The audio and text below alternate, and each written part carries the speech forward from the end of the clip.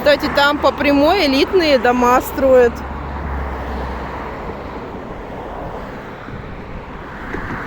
И там тоже много будет новостроек.